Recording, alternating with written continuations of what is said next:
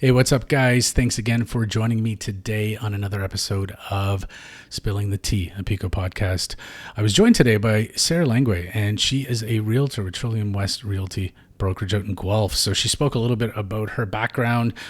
She's got a really interesting story because she's got this background that is rooted in science and nature, but then she's also got this drama and art background, and then you throw in some psychology, so it makes for a really interesting conversation where we jump into sort of what's going on in the Guelph market, some of the analytics that she's been able to uncover, and then some pointers for anyone that's looking to buy or sell in this changing market. So I hope you enjoy this episode, and if you do, like, subscribe, and share with your friends. I'll catch you on the next one. I don't have one of those things that I can like clap to just pretend I had one. You should get one. That'd be I really know, fun. I know. Maybe I'll do a for your sub goal, 100 subs on YouTube and There get that you go. clapper. Yeah, and then I'll get the clapper. We'll crowdfund a clapper for me. I like that. Anyway, thanks again, guys, for joining me on another episode of Spilling the Tea, a Pekoe podcast. I am your host, Dan Johannes. And today I am joined by Sara Languay. Sara is a real estate agent and she's licensed with Trillium West Real Estate Brokerage out in Guelph. So originally, Sara grew up in Oakville, and then she found herself over at the University of Guelph. She graduated with a degree in biological science and then decided to stay. So she's been in Guelph for the last 15 years. And I guess in 2018, she was able to achieve her goal of home ownership and starting a family. So that's fantastic. Thank you so much, Sara, for joining us today on the podcast. And yeah, I'm excited to jump in a little bit on your journey and how you got into real estate. Thank you so much for having me. It was just a pleasure to be invited. Yeah, no problem. So I want to get into this because this is really interesting. You had mentioned that you grew up in Oakville, which obviously Oakville is, a much larger sort of city. I've got family out in Oakville as well too, but you spent a lot of your summers up in sort of off-grid Northern Ontario, which is so, it's such a different vibe, obviously, going up there for summers. And then, yeah, so how was that? How was that transition going from Oakville to the middle of nowhere? To me, it was like the best thing on earth. Like I literally could not wait until like the last day of school where the van would pick me up and we would drive 3.5 hours, and then I'd have like the best time ever. And there wasn't really like TV or, we were just literally outside in bare feet the whole time and like Yeah. best friends with the neighbors. It was like a childhood dream, right? And then I would come home in September, not knowing any of the trends that happened over the summer, the movies people saw, the clothes, like the music. I just felt like an alien a little bit every September.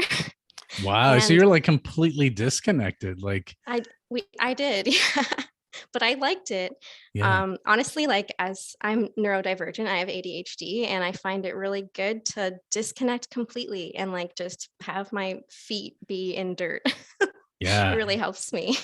Yeah, it keeps it grounded. And I feel like in this sort of like day and age, we can get distracted so easily with everything around us. And technology, like yesterday, I forgot my phone at home and I was just going to the grocery store, but it felt like, I like, yeah, part of me was not there and I was like panicking and I'm like, it's just a phone. It's okay. 20 years ago, this was not an issue.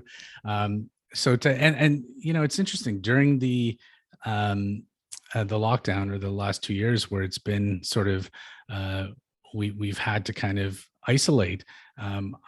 I noticed that there was a big trend in people sort of looking and admiring those that were able to go off grid or start up YouTube channels that were all about like self-reliance and just so it's kind of neat to see that you actually experienced that, you lived that for summers, and yeah. That's pretty cool. That's like what childhood is to me. So like it's definitely a huge goal of mine to give my daughter as many of those experiences as I can. And just I find the 4 hour drive, it's now a 4 hour drive, to be excessive. So Yeah. Yeah. yeah, kind of floating around Ontario, and I don't know if Guelph is home forever, but kind of always feels like that Northern Ontario feels like the home the most, because that's where I've always kind of gone back to. Yeah. That's where you sort of reconnect. Yeah, and I think everyone should do that. Spend some time just away. I did this a few years ago. I've got, I think I mentioned off camera, four brothers. So we all kind of decided one year, let's go camping in Algonquin, and we just grabbed our backpacks. We got in canoes, and one entire week. The most difficult part was the build up to, like, how do you disconnect from your business and your friends and everything else, and then just enjoy it. And it takes a little bit of time to really fully um, be at peace with that, and just be like, okay, it's just us out here. But then when you do, it's like, wow, it opens up a whole new world, and you just come back completely refreshed. So I would recommend anyone that has thought about doing it to definitely take some time to just disconnect and get off grid. That's awesome. Especially in Algonquin or in that area. Like, my Yeah. cottage is at the entrance to Algonquin. Oh, Like, no way. it's in Almaguin Highlands. So yeah, the whole area is like It's beautiful. unbelievable. You will have a spiritual experience for sure. Yeah. So did that kind of play into your sort of next, I guess, journey, where you went to the University of Guelph and then you majored in, what is it, biological science and microbiology? Like, you were very much science and nature. So what was what led you down that road? I actually started in psychology just because I thought that's what I wanted to do. But then I realized, like, I just found the bio courses so much more interesting and like relevant. And I was definitely that kid that was like picking leaves apart and picking flowers apart and like wanting to know how everything worked and picking up toads and like, it just Yeah. was suited to my talents, I guess. And I just thought, if I have to spend 4 years getting through school, I might as well do something that is fun and exciting and that I enjoy naturally. So yeah, if any of your viewers are ever wondering, like, should I switch majors? Like, I switched majors multiple times. Just Yeah. do it. Do what makes you happy, Yeah, no, I think that's some great advice, because, I think entering, when you kind of leave high school, a lot of us don't know, like, I didn't know what I was doing. But yet I felt like the next step was to kind of, okay, well, university. And I actually went to the University of Guelph too, but it was one of those things where I wasn't sure of what I wanted to do. And then I kind of found my path and my calling a little bit later on. But yeah, I think that's some great advice too. But I would also say, I think the psychology part probably helps you in sort of this line of work and being in real estate, right? Especially maybe with negotiations or just behavioral patterns and stuff too. Totally. Maybe. It totally Yeah. helps. It's kind of scary, like, to know people not that well, but be able to like sense things about them and know what buttons not to Mhm. push. I'm sure you see this in your line of work as well, because talking to people about their finances is just so intensely personal, and they Yes. can take it really personally. You can have these like really intense conversations between couples and stuff like that. So yes, for sure. Yeah. You almost find you're in the middle sometimes.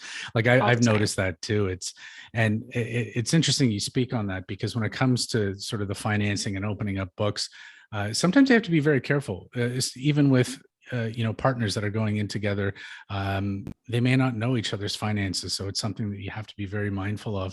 And interesting enough, most of the time, it's actually more difficult to get your family to trust you on doing the finances than it is other people, right? Because there's that familiarity and the closeness. So that's one of the things we hear a lot, is that mortgage agents, mortgage brokers, they can't do their family's business for the life of them. But a lot of it just has to do with sort of the resistance with that, which is also interesting. I wish I kind of continued with the psychology courses, but I think I after year one, I was done.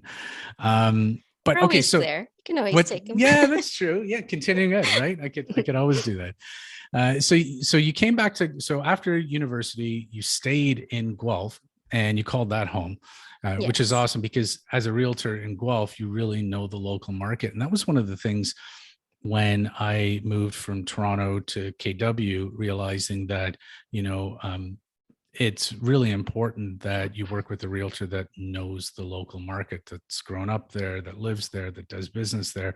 It's because they know sort of, maybe some of the pockets you want to look into and stay away from, and just things in general with that community. Would you say that that's also important in your perspective? Yeah, absolutely. Yeah, just like touching on the family thing. Sorry, to go back to that. Yeah.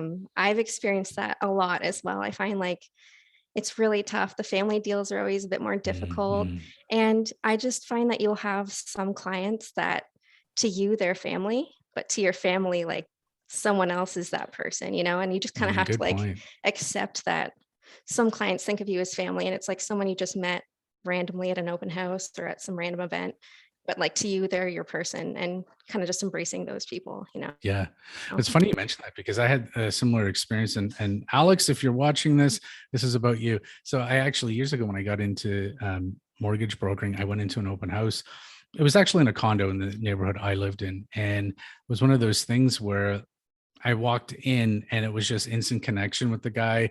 We hit it off as friends and we've stayed friends throughout this. We traveled to like Iceland together. He was at my wedding. Like it just turned into just like a friendship, right? And yeah. in many cases, yeah, it's great to see when yeah, you have these people that come into your life that are actually as close, if not sometimes closer than some family members. So For true. Okay. sure. And and even if like you want to use a local agent, but someone else is like special to you and they're not exactly local, as long Mm, as that agent has access to the data, I would just recommend like asking the agent that you want to work with, like, do you have access to the local data here? Can you see what everything on this street has sold for? Because the agents coming from Toronto, they can't see that data. They have a totally right. different sharing system That's a like good for point. data. So they have Stratus and so I post all my listings on both the local system and the Toronto system. So those agents can come out and see it. But if you're working with a Toronto agent and trying to buy in Kitchener, you're not seeing all of the inventory. So to what you're Mm, saying, yes, it is better to work with one local, but it doesn't always have to be super intensely local, like as long as they have access to the same data. But again, if you want to know what like the primo location is in like downtown Guelph, then yes, a downtown Guelph agent would definitely be one you want to go with for sure. yeah. So that's interesting because I mean, you've got a background in research, report writing, statistical analysis, all that sort of stuff. And I would imagine that that background probably really helps you in digging into the numbers part of things, right? And just kind of getting a better sense of not only what those numbers are, but how to interpret it and how to make sense. Yeah, honestly, like I categorize it in my brain as like we're in a 2017 market or we're in a 2020 market, or like Mm, I just remember what stuff was like in those years and I kind of can categorize it. And I'm noticing right now, like maybe you're seeing this too, but like pricing just seems to be kind of back where it was in 2020. I don't know if you're seeing that too, but that peak we had in February, it's non-existent. And I don't know no, if those appraisals are coming in, honestly. We're seeing some more appraisals not coming in, on value. buyers Yeah. walking away from deposits, extending the closing because they haven't sold their current home. We're starting to see all those things that came up in 2017, Yeah. but a little bit worse because the peak was hotter, right? Like the higher we go, the worse we have to fall. Yeah. Yeah. So That drops a I little don't know bit. if you've noticed that on your end, but Definitely, yeah. yeah, and just to speak on the appraisal part, I've mentioned this a few times, but that's become sort of a very hot topic because obviously you have appraisers that have to value that property based off of more conservative values, and not only what they paid for it, but what the market is dictating, and then sort of be conservative in their valuation and mindful of where the market's going. So I've having clients that offer over asking can often be a recipe. Right now in this market, you really got to do your research and understand whether or not that is the true value, because anytime you've got a difference between appraised value and your purchase price, the bank's taking the lower of the two. So that Oh means, yeah. yeah, you're gonna have to come up with the extra money. In fact, one of my neighbors sold his house and they had to delay closing for almost a month while the new buyers scrambled to figure out where the rest of the money was going to come from. So yeah, it's unfortunate. Mhm. And I think that's why it's so important. Someone like you that kind of digs into the numbers and can really understand, okay, well, this is what's going on in the backyard. Like this is the market we're dealing with today. You can make a more informed decision when it comes to buying. So um, Yeah. yeah. So talk Sorry, to go me a ahead. little. What your next question is? It's all good. I just want to talk a little bit about that. So we're talking about buyers. Maybe walk me through the process. If a buyer was going to be working with you, like what's the process with working with Sarah? Usually we would meet either on Zoom or in person. Lately has been nice. I go have a lot of things that I go over. I'm here to make sure that we're a good fit, not necessarily to like desperately find you a home to buy. Sometimes people don't realize that they're not quite ready yet, and Mm, then I refer them to someone like you who can help them make sure they're really stable and ready to purchase. So that's the number one first thing I talk to before we look at any houses, before we do any kind of shopping. We can talk about houses you like, of course, but there's no real sense to go shopping and fall in love with a house if you haven't spoken to someone about your finances yet, like someone qualified, not just like the mortgage calculator. mm, mm. I think a lot of our clients are guilty of that and just thinking, oh, I can go see this house. But yeah, I get pretty firm about that. And then just I have a whole list of things I go over, like things that clients never realize are deal breakers until they're in a house without that thing. And they're like, didn't even think to ask for air conditioning. And here I am in a house without Mm. it, stuff like that. And then, yeah, once their financer is happy with the situation and we have like an approximate purchase price that we can go for, we start to shop around in this market. I would shop around that price point. We're seeing lots of houses get their prices dropped right now. So it is certainly a buyer's market, especially in Kitchener this past couple weeks. Yeah. Um, like statistically, a seller's market is above a 0.5 sales to new listing ratio. So that would mean like half of everything that gets listed is sold. And right now, Kitchener's at like 0.23, which means like 75% of the listings are sitting on the market and not selling Oh, wow. right That's now, right now. interesting So there's a data. buyer's market, right? Yeah. Yeah. And like it's not always like that. There's week to week differences. And someday it'll be back up to 0.55, 0.6. Back in the heat, it used to be 1.02. It would be like everything that got listed sold, and the stuff that didn't sell last week is also sold. You know what I mean? So Yeah. it's Yeah. really important to watch that sales to new listing ratio, in my opinion, to really know what's going on like week to week in the market. But Right. yeah, So there's tons of having, opportunity right now. So shop about like don't add 100K to the list price right now. Like people are listing around market value right now, in my yeah, opinion. that's a great point.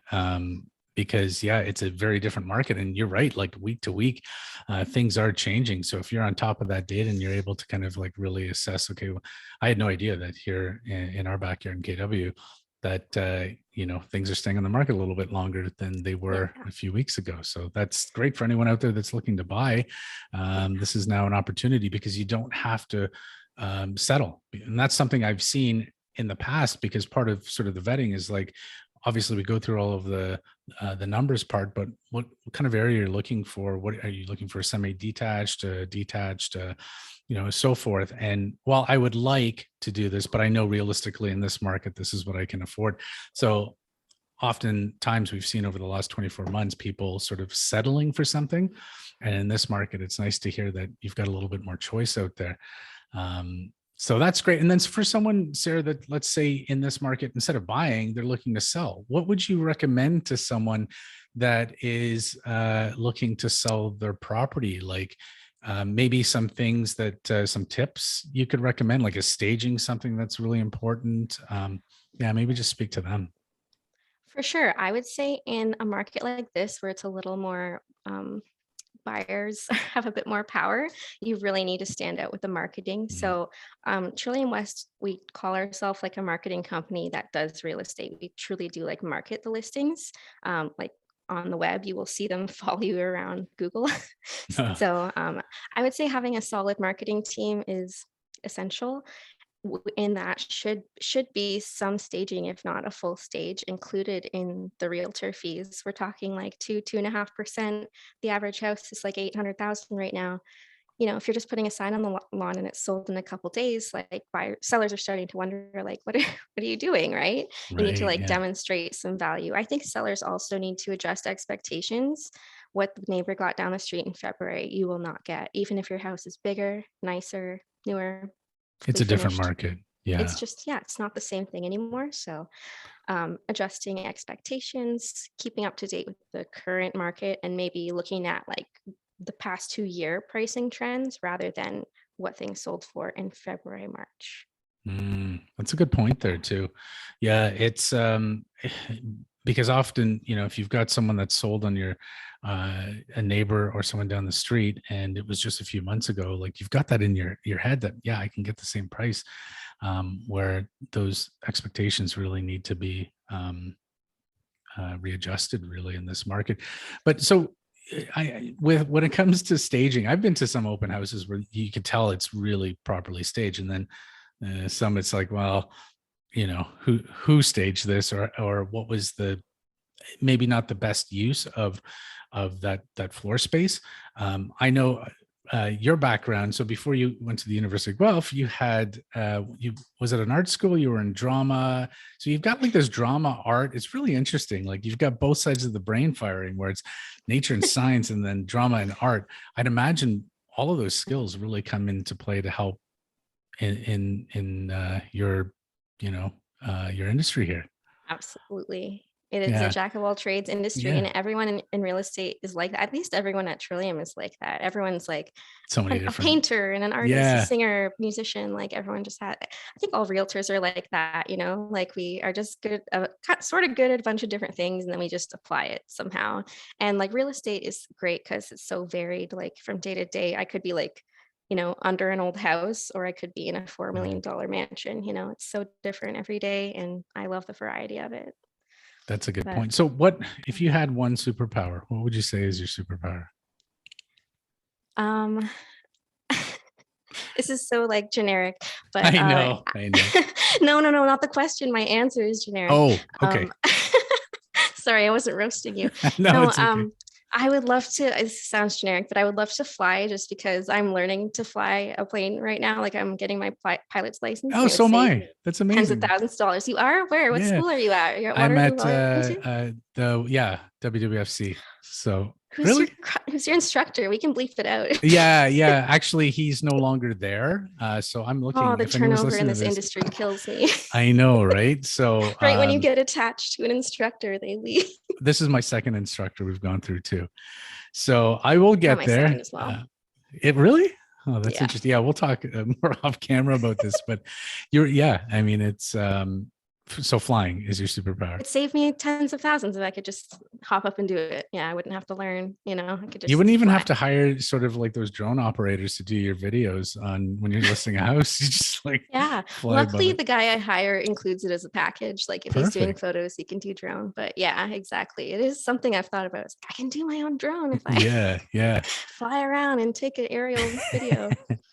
So let's talk a little bit here on the market, because as the market is changing, so we've talked about how you'd help buyers, how you'd help sellers, and then but I want to talk about sort of what your experience has been like locally in Guelph, and what are you seeing, what are the trends, because you did mention a little bit about what's going on here in KW, but maybe you can speak a little bit on what you're seeing right now in the current market. Well, Guelph seems to occasionally, when a market's really hot, Guelph kind of fades into the background and people are like, oh, I can get an investment rental in Kitchener, Waterloo, Cambridge. People just start to forget about Guelph. They assume it's too expensive. So the market's kind of chill when it's hot. And then when it's slow, the Guelph market is like, okay, I told you Kitchener was like 0.23 last week. I think Cambridge was like 0.38, Guelph is 0.45. So we're like the most resilient of the sales to new listing ratios, because just we kind of sort of just seem to like not have as many dips and peaks as Kitchener, Huh. Waterloo, Cambridge. I'm not really sure why that is. I think it's because we're like an isolated little bubble, and KWC is like a little metropolis that it can kind of like, we have sort of insulated data. Yeah. So I'm not sure if that's why, and it's easier for people to look up and be like, okay, Guelph is Guelph. You're not, whereas often you're seeing Kitchener pricing get compared to Cambridge, and often you're hearing, oh, I can get the same thing in Cambridge for cheaper. Like it's just harder to argue the pricing. Whereas in Guelph, it's Guelph. We have the Yeah. university, we have all these industries. We're near the highway. Like it sells itself really.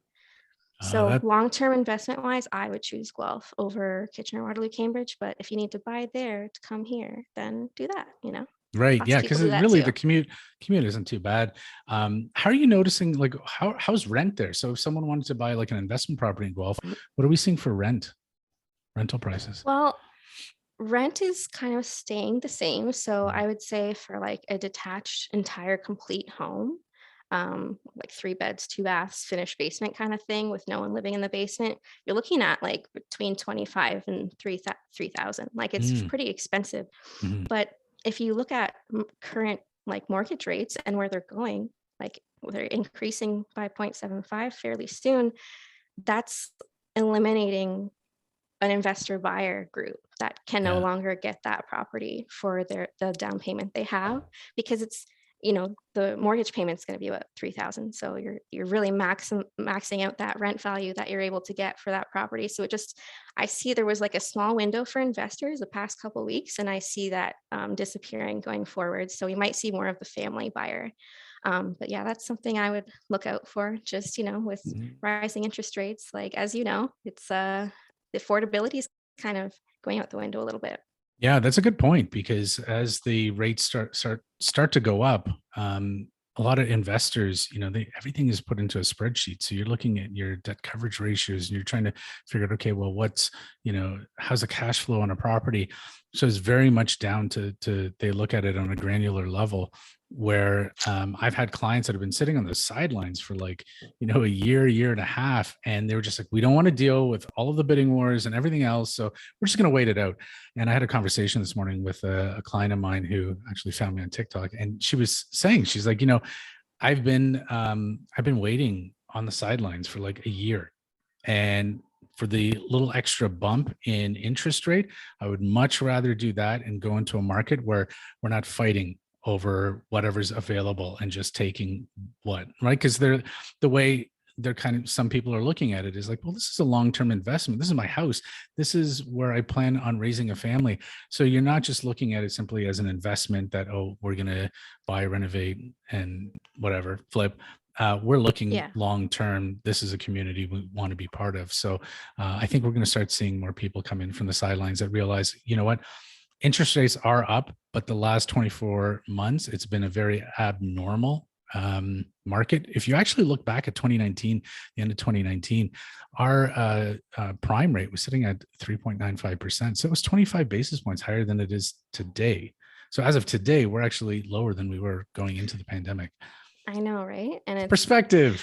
I know, and I also a little bit, like just a little smidge bit worried about, the people who maybe in the past couple of years with the great rates that were available have like refinanced Mm, and done a whole bunch of renos or got the RV or something like that. That's yeah. those, if those houses end up needing to sell, not because they would like to, but sometimes we end up needing to sell for reasons we don't want to, Right. those people could end up in a bit of a pickle. I'm just That a is little true bit too. worried about that going forward. But Yeah. real estate in this area, like if we are going to have a slight dip, it's temporary. It's always temporary. It's Yeah. not like we're going to dip forever. Yeah, no, I'm a firm believer of that too. I think this is an opportunity as the tide turns for people to get in to a market that it's historically it's always been a fairly safe investment, safer than Bitcoin right now or NFTs. So Yeah, anyway, honestly, yeah, I had written down here that we should probably touch on crypto at some point, but maybe we'll yeah, save that for the next one. I would love. Yeah, I'd love to do a follow up with you because this is really interesting. I want to pick your brain a little bit more on the stat side, and then yeah, let's talk cryptocurrencies because that is something that I think a lot of viewers would love to hear about, and then we can chat a little bit more about our flying lessons. What are you flying right I'd now? love that. Just a Cessna 172. Yeah, the I fly out 170. of Guelph. Oh, do you? The aerodrome there? Yeah, there's a school there. Oh, there's an actual school. I contemplated it Yeah. because I've actually got a brother who's in Guelph, and he did it at the same time I did. So we've done our ground school, and now we're just in. Well, he hasn't been in a plane yet, but yeah, I Oh, was like, it's well, okay. we could do Guelph. I know it's a very different sensation the first time you start flying, right? It's like, you're not in a large large plane. You're definitely in a smaller plane, so it's the best, man. it's so The cool. It greatest is. rush of all time. Although I I love did. landing a plane. Oh, good for you. Vibe. Yeah. Yeah, I'm still trying to stick the landing. I can get it down. It's just not the most graceful landings. My flare is terrible. It's been a bad bounce and 2 balloons. So, we'll get there. Yeah, Just go around every time. You're good. Exactly. Yeah. Yeah. Well, that's the one thing I've noticed is there's a lot more air traffic now that we've got Flair and WestJet and a few other large airlines. It's a little bit more difficult to get into the pattern and land. So Yeah, might be it must looking be maybe. scary for you guys. Yeah, I see the especially. commercial airliners go past our south end of our runway, and I'm like, Yeah. Yeah. get away from that. Yeah, it can be a little scary. Sarah, thank you so much for joining me on this episode, guys. If you want to reach out to Sarah, I'm going to leave her contact information below. Again, she is with Trillium West, and I'd love to have you back, Sarah, on another episode. So stay tuned for that. That would be the most fun. Thank you so much for having me.